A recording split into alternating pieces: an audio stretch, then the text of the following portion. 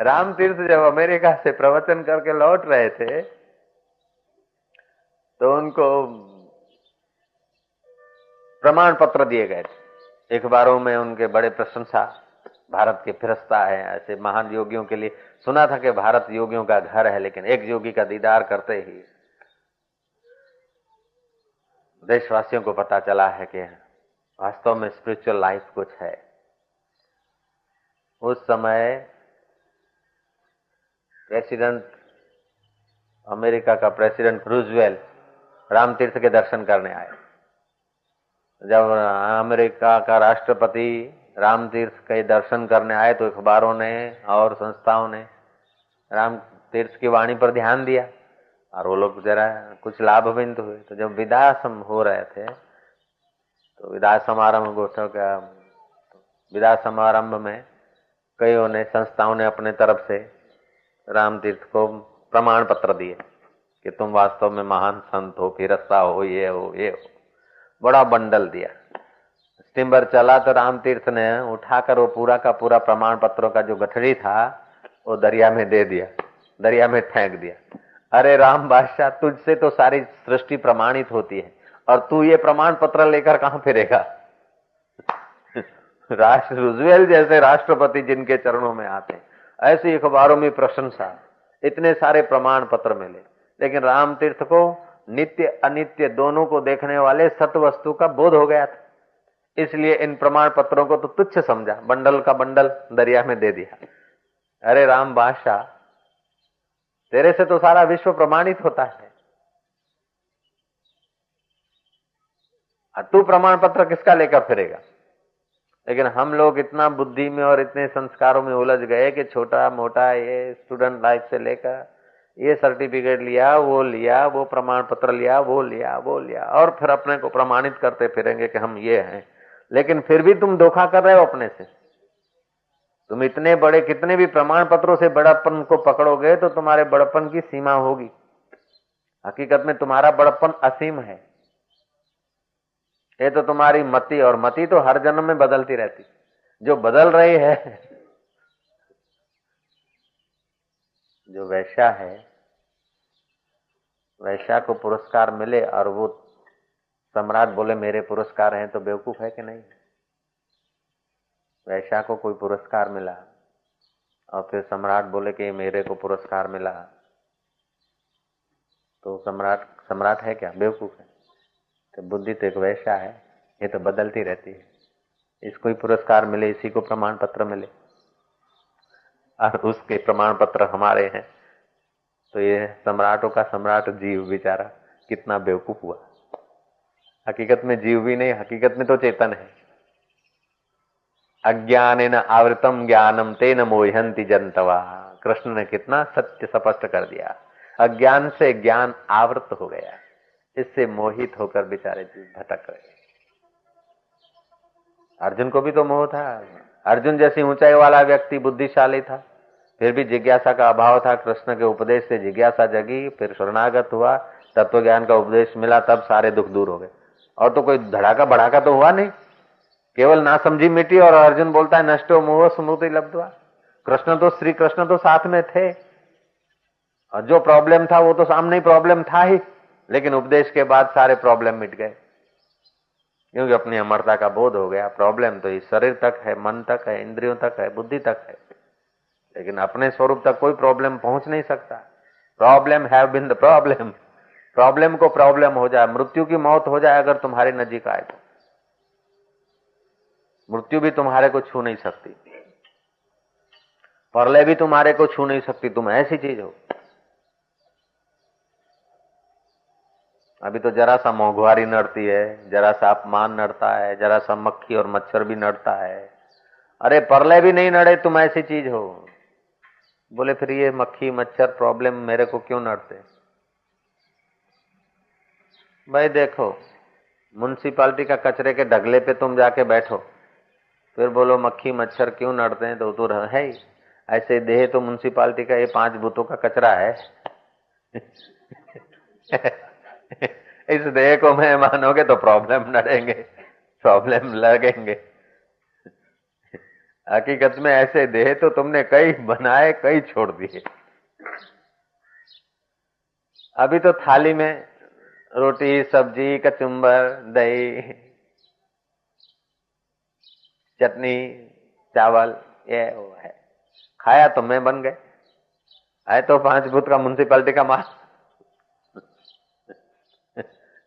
अभी तो थाली में આ શું છે કે રસોઈ છે ને, અને એ રસોઈ જમ્યા પછી એવું ऐसे ही होता है कि और कुछ होता है? रसोई रसोई का ये दाल रोटी का ही तो स्ट्रक्चर है। जो दाल रोटी सब्जी है और विटामिन्सों का थोड़ा बहुत जता है, उसको मैं मानते। कितना बढ़िया ज्ञान है लोगों के पास। उसको मैं मान के फिर कोई किधर दौड़ रहा है, कोई किधर दौड़ रहा है, कोई किधर दौड़ रहा है। एक भूला दूजा भूला, भूला सब संसार। विण भूलिया एक गोरखा, जिसको गुरु का आधार। गुरु का मतलब नहीं कान फूंक दे, कंठी बांध दे, टीला कर दे, कन्या मन्या कुर, तुम हमारे चेले हम तुम्हारे गुर, दक्षिणा धर तू चाहे तर चाहे मर। नहीं नहीं, गुरु का मतलब है गु माने अंधकार, रू माना प्रकाश। आपके शुद्ध बुद्ध स्वरूप का जो अज्ञान है उसको दूर करके आपको अपनी महिमा में जगाने का जो प्रयत्न करते हैं, जो जगाने को चाहते हैं, उन महापुरुषों का नाम गुरु है। उनको सदगुरु कहते हैं। कंठी गुरु होते हैं, विद्या गुरु होते हैं, संसार के छोटे छोटे ज्ञान देने वाले गुरु होते हैं, लेकिन सतवस्तु का ज्ञान देकर सदा सदा के लिए मुक्त कर दे, उसको बोलते सदगुरु। उनकी वाणी में बड़ा ओज होता है। सदगुरु मेरा सूरमा, करे शब्द की चोट, मारे गोला प्रेम का, हरे भरम की कोट। ये भरम डाल दिए गए ना। तुम हिंदू हो, तुम पंजाबी हो, तुम मारवाड़ी हो, तुम बेटे हो, तुम पति हो, तुम पत्नी हो, तुम छोकरे हो, तुम पर हमारा अधिकार है। दुनिया भर अधिकार, दुनिया के अधिकार हम पे बैठे। तुम्हारा ये कर्तव्य है, देश की सेवा कर्तव्य है, ये है। ये सारे कर्तव्य अल्प संख्या में पूरे करते करते आदमी मर जाता है। हकीकत में मेन कर्तव्य है अपने आत्मा को जानो, और अपने आत्मा को जाना तो उसने राष्ट्र की सेवा कर दी, विश्व की सेवा कर दी, 21 कुलों को तार दिया, सारे पितरों को तर्पण कर दिया उसने। ऐसा काम है। नातम तेन सर्व तीर्थम, दातम तेन सर्वदानम, कृतम तेन सर्व यज्ञम, ये न क्षणम मन ब्रह्म विचारे स्थिरम कृतम। एक क्षण के लिए जिसने उस अपने शुद्ध सत्वस्तु, नित्य अनित्य से पर, नित्य अनित्य का प्रकाशक, उस अपने मैं में जिसने डेरा डाल दिया, उसने सारे पितरों को तर्पण कर दिया और पितरों का उद्धार कर दिया, 21 कुलों का उद्धार कर दिया। और देश में जहां रहेगा वहां उसको छूकर जो हवाएं जाएगी वो भी देश की सेवा करेगी, देशवासियों की सेवा करेगी। सच्ची सेवा तो ब्रह्मवेता ही कर सकते हैं। दूसरे लोग तो मानी हुई कल्पित भोग वासना बढ़ाएंगे और क्या करेंगे, भोग की सामग्री बढ़ा के देंगे और तुम शरीर हो, तुम फलाना हो, ये भूल भुलैया मजबूत करेंगे और क्या सेवा करेंगे। सुधारक बेचारे समझते हैं कि भगवान ने सृष्टि बनाई और कहीं कोई कमी रख दी, हम सुधारा करके सब ठीक कर देंगे। अब उनके सुधार से ठीक होता तो इतनी परेशानी बढ़ती नहीं। सुधारक के पास भी जितना ज्ञान होगा वही तो सुधारा करेगा। जब तक आत्मज्ञान नहीं है तो अहम के हाथ में तराजू होगी उसके सुधारे की। अहम को पोषने का। और साम्यवादी लोग बोलते हैं कि जिसके पास 2 मकान है एक छीन लो, जिसको नहीं है वो दे दो, बात ठीक है, चलो। फिर और क्या करे, जिसके पास 2 गाड़ी है तो एक गाड़ी ले लें, जिसके पास नहीं उसको दे दे, करे हाँ है ये साम्य अवस्था आना। अच्छा, तो जिसके पास 2 भैंस है उसकी एक भैंस ले लें, जिसके पास नहीं उसको दे दें। बोले नहीं ये ठीक नहीं है, क्योंकि 2 भैंस तो मेरे घर में भी है। अपने ऊपर आया तो वहां साम्यवाद नहीं लगता। दूसरों को साम्य करके भी आप तो विषम होना चाहता है ना, लीडर बनना चाहता है कि नहीं। ये साम्यवाद, ये बराबर वो बराबर, सबको बराबर करके सबके ऊपर कुर्सी तो तुम्हारी चाहिए। श्री कृष्ण का साम्यवाद ठीक है। बाहर से तो विषमता रहेगी, तुम्हारे अंगों में भी विषमता है, शरीरों में भी विषमता है, स्त्री पुरुष के शरीर में भी तो विषमता है।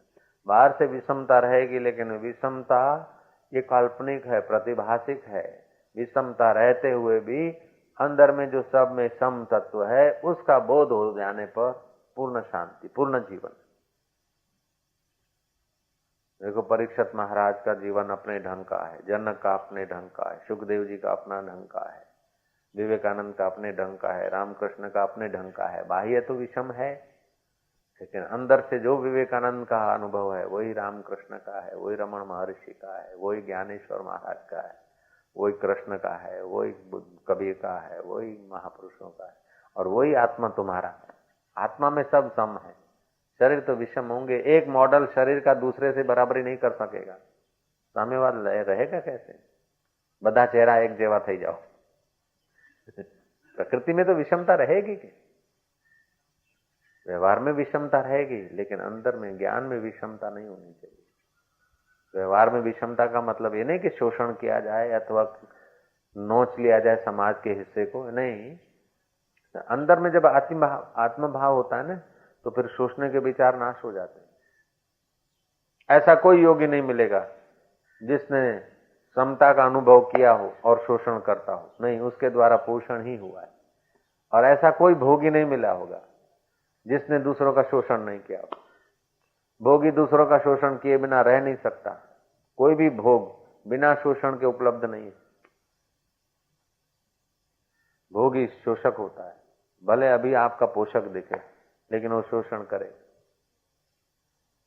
वो भोगी अपना भी शोषण करता है, दूसरों के जो संपर्क में आता है उसका भी शोषण करता है, और योगी अपना भी पोषण करता है और उसके संपर्क में जो आते हैं उनका भी पोषण हो जाता है। इसीलिए हजार प्रयत्न करके भी आत्मवेता योगियों का संग करना चाहिए। जो स्वयं पोषित हैं वो दूसरों को पोषित करेंगे। जो स्वयं को शोषित करते हैं वो तुम्हारे को पोषित कैसे करेंगे यार? जो स्वयं अंधेरे में टक्करे खा रहे हैं वो तुमको उजाला कैसे दिखाएंगे? स्वयं का मैं का ज्ञान नहीं है उन विचारों को, स्वयं के नित्य जीवन का, नित्य सुख का, सत्यम ज्ञानम अनंतम का गंध नहीं है, तो तुमको कैसे देंगे? और जब तक सत्यम ज्ञानम अनंतम ब्रह्म का रस नहीं मिला, तब तक संसार की भट्ठी का दुख दूर नहीं होता है। संसार भट्ठी है, इसकी शुरुआती भट्ठी से होती है। रज और वीर ये कितना कोमल होता है, माता की गर्भाग्नि में रंधता है, पकता है। आप लोग तो डॉक्टर लोग हैं, समझ सकते हैं कितना गर्भाग्नि का सेक मिलता है, तब तो ये बोन्स बनते हैं, हड्डियां बनती, खोपड़ी बनती और ऊंधा लटकता है। एक लड़का एमबीबीएस कर रहा था, साधक था। मैंने कहा एमबीबीएस करो, ठीक है, एमडी करो, हमारा इनकार नहीं है, लेकिन फिर जिससे सब किया जाता है उसको जान लो। रामकृष्ण भी ऐसा बोलते थे, मैं भी ऐसे बोलता हूँ। बोले स्वामी जी मैं उसी लिए पढ़ रहा हूँ, एमडी भी करूंगा अभी। बुद्धिशाली था। तो डॉक्टरी विद्या पढ़ने के बाद ये सब ऑपरेशन, ये मेढक चीरना, ये सब देखकर ऑपरेशन करेंगे तो सब दिखेगा, नहीं तो जरा वैराग आ जाएगा और हृदय में जो भगवान बैठा है उसको भी खोल के देख लेंगे।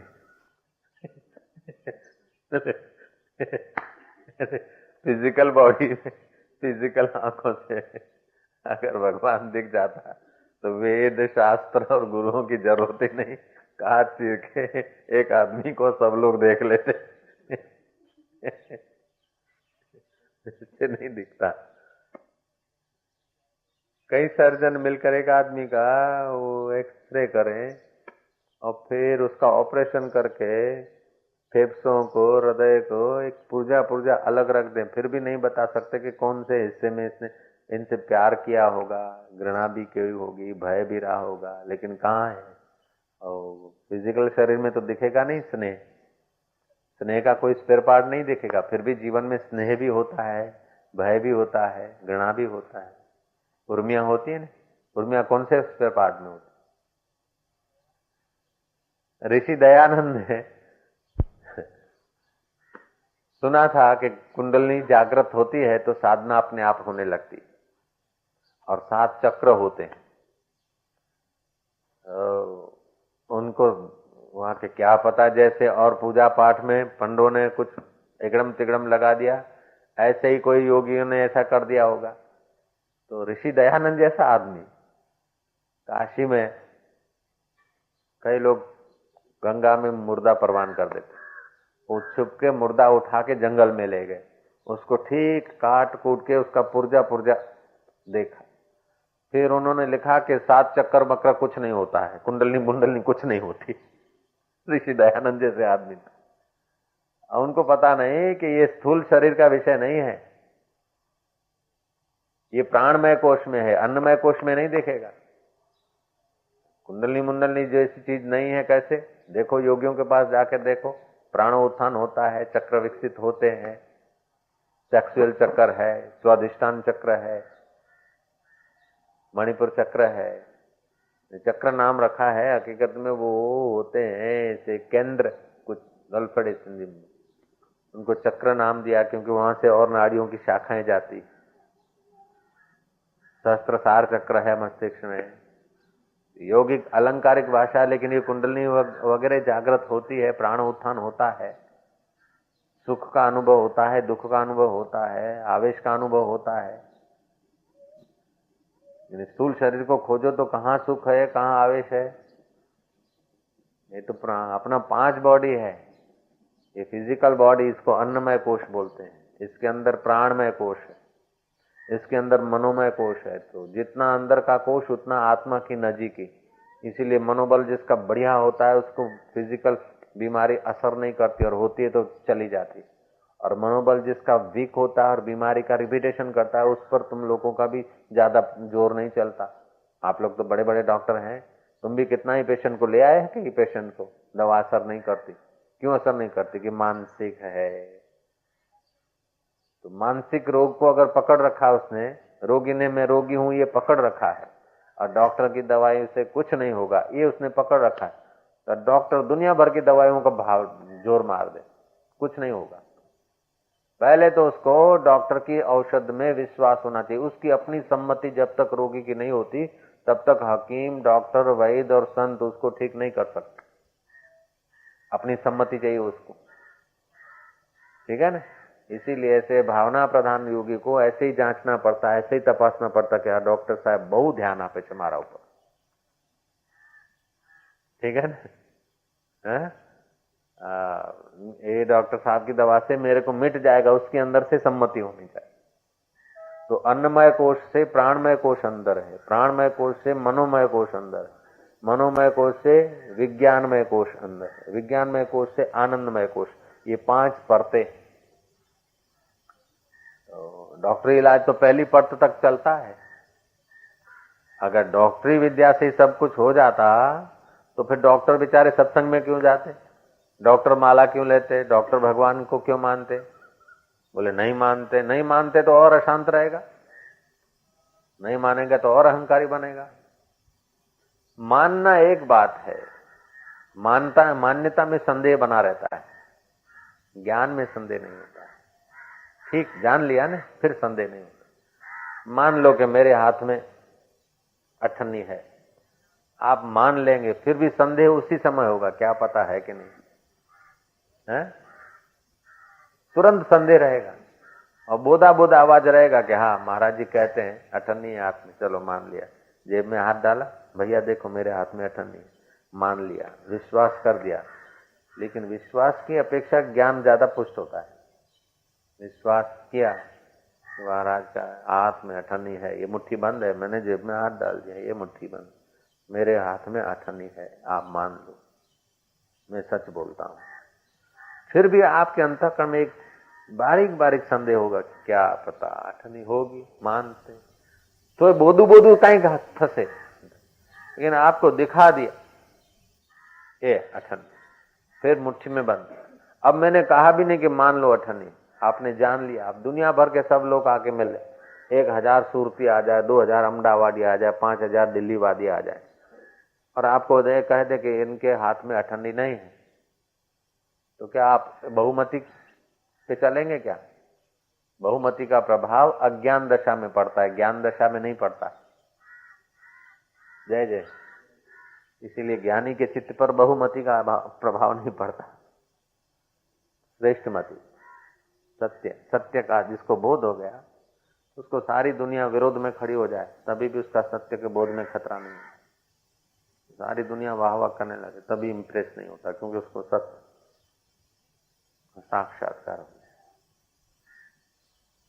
तो बात चली थी ये 5 कोश, इन 5 कोशों को प्रकाश चैतन्य का मिलता है, सत्य वस्तु का।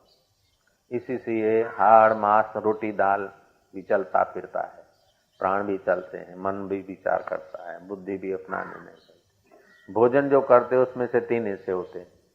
स्थूल हिस्सा हर रोज त्याग देते सुबह को, मध्यम हिस्सा से मांसपेशी और रक्त बनता है, और उत्तम हिस्सा से मन और बुद्धि का संचय होता है।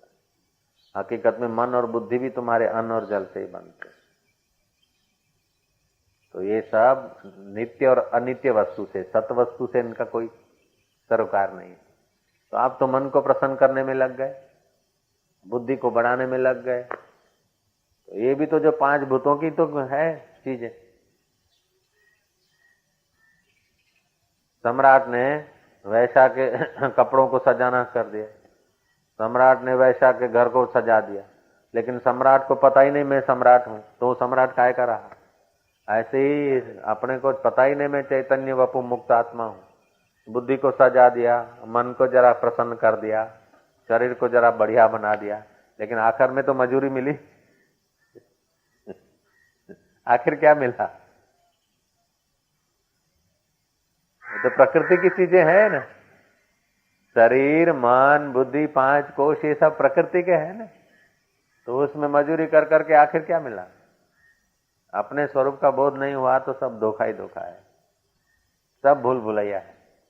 लेकिन उस भूल भुलैया में भी जाने के लिए वो लोग तत्पर हैं कि टाइम થઈ ગયો જઈએ, કારણ કે પેલું બગડે નહીં। ભાઈ કેટલું વાંચ્યું, છેવટે મૃત્યુનો ઝટકો બધું બગાડી નાખશે, પરલયની હવા બધાને સ્વા કરી લેશે। नारायण नारायण नारायण। दुनिया के लोग कितना भी सुधार कर करके वस्तुओं का ये उसका, फिर भी अंत में देखो तो बेचारे ठन ठन पाल हो जाते, पछताते हुए मरते, कुछ न कुछ जवाबदारी बाकी रह जाती। अखा भगत ने कहा, अखो कहे अंधारो कुओ, झगड़ो मटाड़ी कोई ना मुओ।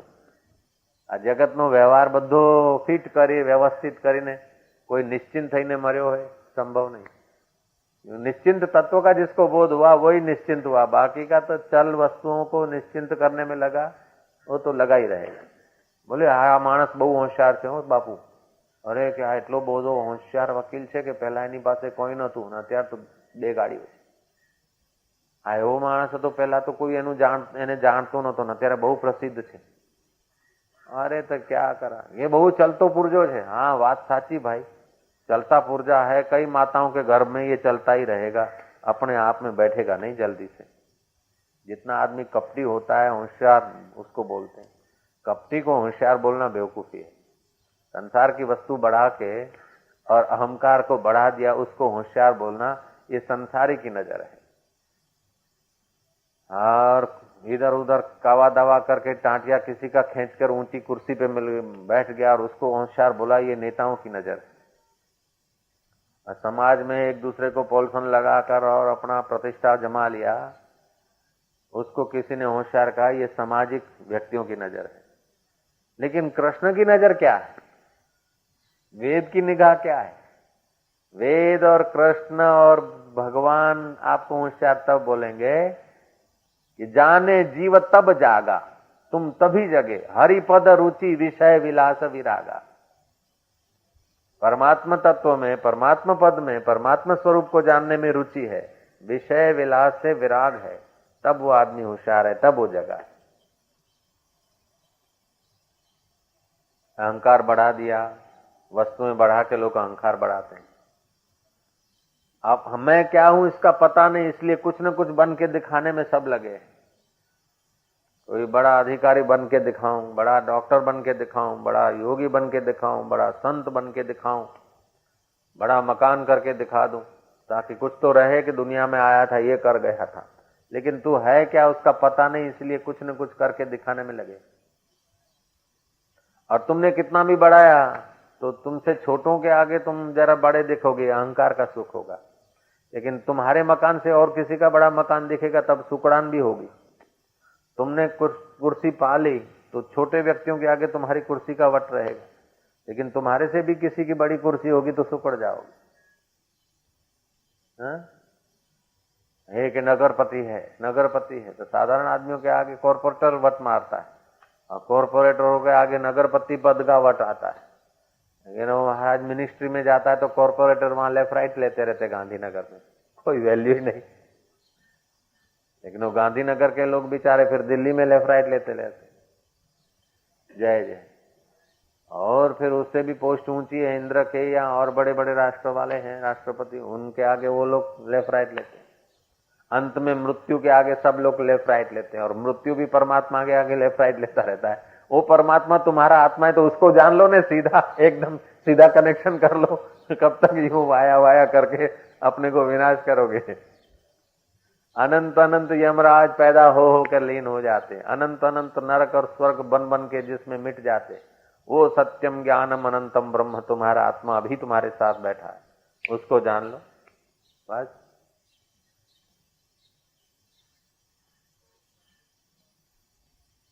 नहीं तो कितना बड़ा पोस्ट पाया, कितनी बड़ी प्रसिद्धि पाए, लेकिन जिससे पाया, जिसका माना जाता है, वो शरीर का तो ठिकाना नहीं।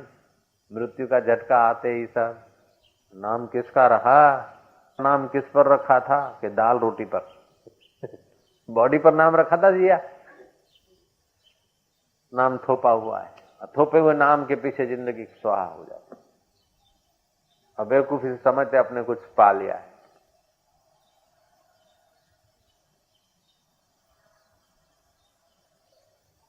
सच्चे ज्ञान के आगे ये सब मिथ्या पोकड़ का पोल खुल जाता है। इसीलिए हम लोग हिप्नोटाइज हो जाते हैं।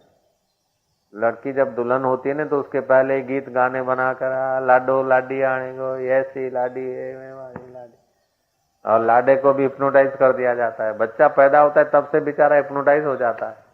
तू काला है, तू गोरा है, तू इसका है, अच्छा है, ऐसा है, वैसा है, वैसा है।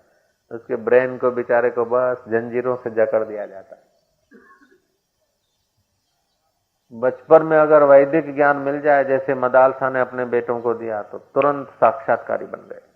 कचरा नहीं डाला, एकदम सीधा अमृत, आत्मा अमृत दे दिया, ज्ञानी बन गए। हम लोगों के अंदर कचरा बहुत बढ़ गया ना, इसीलिए संतों को बहुत मेहनत करनी पड़ती, और फिर भी थोड़ा सा वो शुद्ध ज्ञान डालते, फिर जाते हैं, वो कचरे की पुरानी आदत है, फिर कचरा ही डालेंगे। घर जाएंगे तो मिसिस मिस्टर करेगी, बेटा बाप कहेगा, पिता पुत्र कहेगा, पेशेंट डॉक्टर साहब कहेंगे और पुरानी आदत फिर पक्का हो जाएगा ये कचरे की बात। हकीकत में ये कचरा है। अपना शुद्ध नित्य मुक्त आत्मा में तो हजारों डॉक्टर, हजारों वकील, हजारों सृष्टियां पैदा हो के लीन हो गई, ऐसा तुम हो हकीकत में।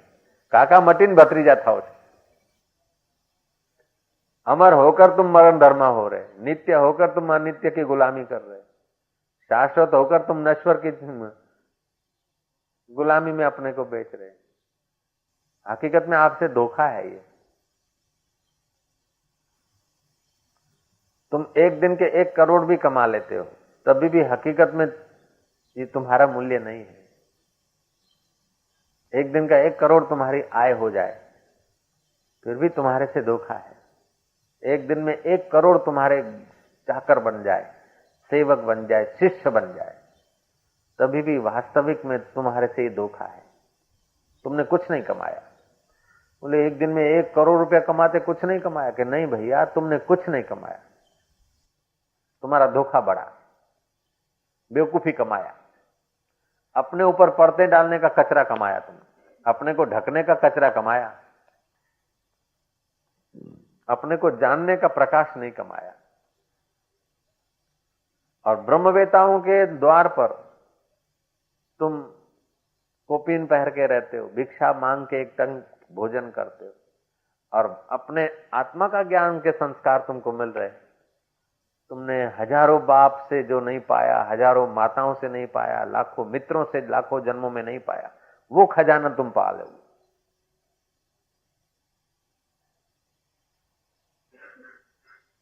वो खजाना पा लोगे। आत्मविद्या ऐसा खजाना है। देखा अपने आप को, मेरा दिल दीवाना हो गया, ना छेड़ो मुझे यारों में खुद पे मस्ताना हो गया। आपका इतना मस्त स्वरूप है, आप इतना अमर आत्मा हो कि फिर तुम्हारे को स्वर्ग का सुख सुख नहीं दिखेगा, नरक का दुख दुख नहीं देखेगा, सब तुच्छ हो जाएगा। नित्य अनित्य दोनों तुम्हारे प्रकाश से प्रकाशित है, तुम्हारी चेतना से उनको चेतना है। पृथ्वी में रस तुम्हारा है, सूरज में ओज तुम्हारा है, चंदा में चांदनी तुम्हारी है, जल में रस तुम्हारा है। स्वर्ग में इंद्र जो आधिपत्य भोग रहा है, इंद्र में चेतना तुम्हारे आत्मदेव की। ऐसी तुम्हें अमरता की अनुभूति हो जाएगी, फिर तो इंद्र भी तुम्हारे सेवक की भी सेवा करके अपना पुण्य बढ़ा लेगा। भृगु ऋषि का शिष्य शुक्राचार्य जब स्वर्ग में गए तो इंद्र आसन से उतर के शुक्राचार्य का पूजन किया कि आप तो ब्रह्मवेत्ता का साक्षात्कारी पुरुष का शिष्य है, तो आपकी चाकरी करने से हमारा आज स्वर्ग पवित्र हुआ। ऐसा है तुम्हारा आत्मा, ऐसा महान है। हकीकत में ये भी शुद्ध उपदेश नहीं है तुम्हारा आत्मा ऐसा महान है। हकीकत में तुम और तुम्हारा आत्मा दो नहीं है, लेकिन उल्टा ज्ञान ज्यादा पढ़ा है तो ये सच्चा ज्ञान भी उल्टे ढंग से समझाया पड़ता है। तुम इतने महान हो कहना ये चाहिए, लेकिन तुम महान हो तो आ जाएगा कि मैं कहाँ महान हूं, मैं तो भाई मिनिस्टर हूं, केवल गुजरात का अमुक खाता ही मेरा है। महान तो केंद्र वाले, महान तो वो है। तुम फिर वहां नहीं लिपस जाओ, उसलिए कहना पड़ता है बापू आपकी दया होगी। अरे भैया ये हमारी दया कहाँ, हमारी दया होता तो तुमको अपने स्वरूप का ज्ञान हो जाता। ये तो हमारी माया की, हमारी दासी की दया है। नारायण नारायण नारायण नारायण नारायण। अपने स्वरूप का ज्ञान मिल जाए बहुत बड़ी चीज है। अपने स्वरूप का ज्ञान की जिज्ञासा होनी चाहिए। श्रद्धा, बुद्धि, जिज्ञासा और ब्रह्मवेता गुरु। जिज्ञासा भी है, श्रद्धा भी है, बुद्धि भी है, लेकिन जगा हुआ पुरुष नहीं मिलेगा तो जिज्ञासा ठप हो जाएगी। और ब्रह्मवेता मिल जाएगा तो जिज्ञासा जगा भी देगा, श्रद्धा जगा भी देगा, बुद्धि को विकसित भी कर देगा। ब्रह्मवेता का सानिध्य।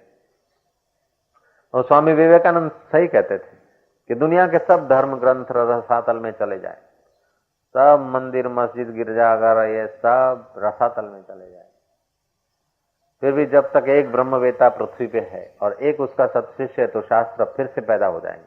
क्योंकि ब्रह्मवेता की अनुभूति वो बोलेगा, शिष्य के कल्याण के लिए शास्त्र बन जाएंगे। एक साक्षात्कारी पुरुष जमीन पर रहे, सारे शास्त्र धर्म ग्रंथ समझो कि लोप हो गए, एक साक्षात्कारी पुरुष रहे और एक उसका सत्पात्र शिष्य रहे, धर्म ग्रंथ फिर से बन जाएंगे। ये अमिट तत्व है।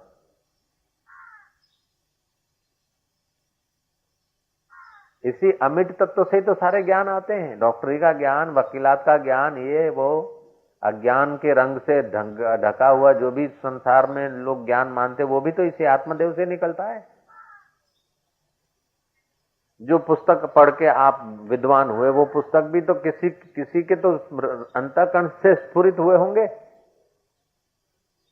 वो सिद्धांत, वो रिसर्च और रिसर्च सफल होना, ये आइंस्टाइन का ज्ञान, ये उसका ये भी तो किसी अंतःकरण से स्फुरित हुआ है। तो तीसरा केंद्र अगर 10% विकसित हो जाता है, तीसरा शरीर, तो आइंस्टाइन जैसी योग्यता आ जाती है। लेकिन वो सब ऐहिक जगत में खलास हो गए। तो चौथा केंद्र विकसित हो तो इनसे जो भी कुछ नहीं उपलब्ध हुआ उससे वो चौथे केंद्र से उपलब्ध होता है। ऐसे शरीर में 7 केंद्र है। योग सीखने से 7 केंद्र जितने अंश में विकसित होते हैं उतना आदमी महान हो जाता है। कुंडलिनी योग के 7 केंद्र होते हैं, मूलाधार, स्वादिष्ठान, मणिपुर, अनाहत, विशुद्ध, आज्ञा चक्र और सहस्त्रसार। जितने जितने परसेंट साधारण आदमी के 2-3% विकसित होते हैं, ये नीचे के केंद्र है। इसीलिए काम आया तो कामी हो गए, लोभ आया तो लोभी हो गए, भय आया तो भयभीत हो गए, चिंता आई तो चिंतित हो गए। ये 3 केंद्र ऐसे। चौथा केंद्र में जरा भक्ति का रस प्रकट, 5वें केंद्र में ज्ञान की धारा, छठे केंद्र में सामर्थ्य और सातवें केंद्र में सत्वस्तु में प्रतिष्ठित हो जाता है। ये योग की प्रक्रिया है। और तत्व ज्ञान की तो एकदम सीधी प्रक्रिया है। योग तो यूं करके जाता है पहाड़ पे, और तत्व ज्ञान तो यूं हो जाता है। भक्ति भी जाती है पगडंडी करते करते। कर्मी तो उस शिखर को देखते ही नहीं, उसी तलेटी में उलझते हैं। उनको तो शिखर दिखता ही नहीं। शिखर पे चढ़े हुए व्यक्तियों को छोटा मानते कि क्या ऊपर बेचारे क्या खाते होंगे। नीचे तो खूब है उनको देखने को। ऐसे जो संसार में उलझे हैं भोगों में, उसको तो भक्ति वाले ऐसे ही लगेंगे। और तुम जितने थोड़े ऊंचे उठोगे ना, तो तुम्हारे जो फ्रेंडशिप है, तुम्हारा जो सर्कल है ना, अपने हृदय में तुमको ऐसे ही मानेगा क्या बेचारा ने क्या, और तुमको वो बेचारे लगेंगे। उनको तुम बेचारे लगोगे, क्योंकि जगत भगत का तो डायरेक्शन अलग है। भगत जगत तो यूं जा रहा है, कभी वृक्ष बनने के और पशु बनने के तरफ जा रहा है भोगी आदमी, और योगी तो ईश्वर के तरफ जा रहा है। तो योगी और भोगी में, जगत और भगत में मेल ज નથી। મીરા અને રાણાનું જુઓ, શબરીને એના બાપનું જુઓ, પ્રહલાદને એના બાપનું જુઓ, ભારતનો સમ્રાટ ભરતરી અને એના બૈરાનું જુઓ। બૈરું પેલી દિશામાં ને પતિ પેલી દિશા। कभी कोई मिलके भी चलेगा तो थोड़ा समय तक साथ देगा, बाद में नहीं। आप तेजी से बढ़ेंगे तो वो फिर आपका पैर पकड़ेगा, गिरा देगा। इसलिए ये कोई संप्रदाय, ये बहुमती का रास्ता नहीं है, ये सामाजिक रास्ता नहीं है, ये सामाजिक रास्ता नहीं है, ये भोगियों का रास्ता नहीं है। इसमें तो कोई कोई मायके लाल, हजारों हजारों में कोई विरला ही टॉप की यात्रा कर सकता है। इसलिए गीताकार ने कहा, मनुष्याणाम शास्त्रेषु कश्चिदेत अधिसिद्धये। हजारों मनुष्यों में कोई सिद्धि को पाता है। यतताम अपि सिद्धानाम, सिद्धि तो आ जाता है, लेकिन उन सिद्धों में भी कोई विरला ही मुझे तत्व से जानता है। रिद्धि सिद्धि मिल जाती है, कुछ योग्यताएं मिल जाती है, उसी में आदमी फिर रुक जाता है। योग्यताएं भी नित्य अनित्य वस्तु में होती है, सत्य वस्तु में नहीं होती। सत्य एकदम टॉप है, उसके आगे तो ये तुम्हारा पांच भूत और स्वर्ग और ब्रह्मलोक कुछ भी नहीं। ऐसा आत्म साक्षात्कार का प्रभाव। यक्ष गंधर्व किन्नर, उनके पास भी विलास के भोग के बहुत साधन है, लेकिन वो सब तुम्हारे कृपा के पात्र हो जाएंगे। गंधर्वों के पास ऐसे विमान होते कि एक संकल्प करे तो इधर आ जाते, दूसरे संकल्प से उनका विमान गुरुत्वाकर्षण नियम के पार चला जाता है। तुम्हारा फ्यूल वाला विमान उसके आगे कुछ भी नहीं होता। 717 कुछ नहीं होता, बोइंग कुछ नहीं होता, रॉकेट कुछ नहीं होता। ऐसा तो गंधर्वों के पास विमान होते, लेकिन वो गंधर्व भी आत्मदेव की जिज्ञासा नहीं करते, इसीलिए उनको भी धिक्कार है।